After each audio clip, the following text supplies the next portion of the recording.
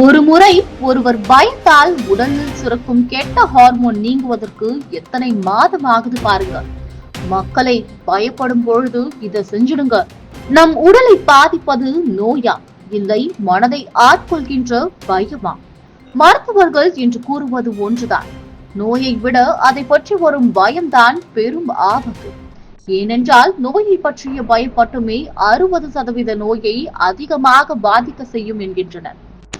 பயம் வரும்போது உடலில் ஸ்ட்ரெஸ் ஹார்மோன் எனப்படும் கார்டிசோல் அதிகமாக உற்பத்தியாகிறது. இது மன அழுத்தத்தை அதிகரிக்கிறது, இரத்த அழுத்தம் மற்றும் இதய துடிப்பை அதிகரிக்கிறது. இதனால் நம் உடலின் இயல்பு செயல்பாடுகள் குன்றுகின்றன. மருத்துவ ரீதியாக பயம் நம் உடல் பாதுகாப்பு மண்டலமான இம்யூன் சிஸ்டத்தை குன்ற செய்கிறது. இதனால் ஏற்கனவே உள்ள நோயும் மோசமாகலாம். அதே நேரத்தில் தியானம், அமைதி, சரியான உணவு, தூக்கம் ஆகியவை குறைவாகும். மன அழுத்தம் உடலுக்கும் மனதுக்கும் பாதிப்பை ஏற்படுத்தும். இது நமக்குள் தேவையில்லாத பதட்டத்தை ஏற்படுத்தி பலவிதமான உடல் மற்றும் மனநிலை மாற்றங்களை உண்டாகும். இது நோயின் தீவிரத்தையும் நீடித்து காலத்தையும் அதிகரிக்க செய்கிறது.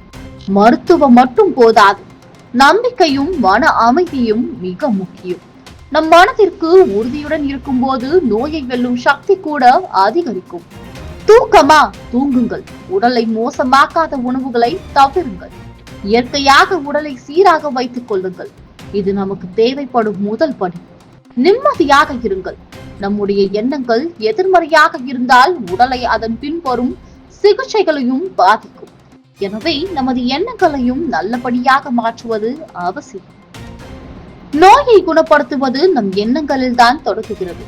மனதை வலிமையாக்குங்கள். நம்பிக்கையுடன் இருங்கள். அப்போதுதான் உடலின் சக்தியும் மேலும். மனநிலை வலிமை உடல் நலத்துக்கு அடிப்படை. மனதில் நம்பிக்கை இருக்கும் போது எந்த நோயும் தாக்க முடியாது. பயத்தை விட்டு விலகினால் நோய்க்கு இடமில்லை. மன உறுதியும் நம்பிக்கையும் மருந்து போல வேலை செய்யும். பயத்தால் உருவாகும் மாற்றங்கள் உடலை மட்டுமல்லாது வாழ்க்கையையும் பாதிக்கக்கூடியவை. பயம் நம்மை உளவியலாக சோர வைக்கும். இத்தகைய சோர்வு நம்மை நோயினை எதிர்கொள்ள முடியாத அளவுக்கு தாழ்த்திவிடும். எனவே பயத்துக்கு இடம் கொடுக்கவே கூடாது.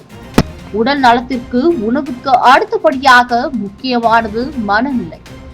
மனம் அமைதியாக இருந்தால் எந்த வகையான நோயும் நம்மை நீண்ட நாட்கள் தாக்க முடியாது.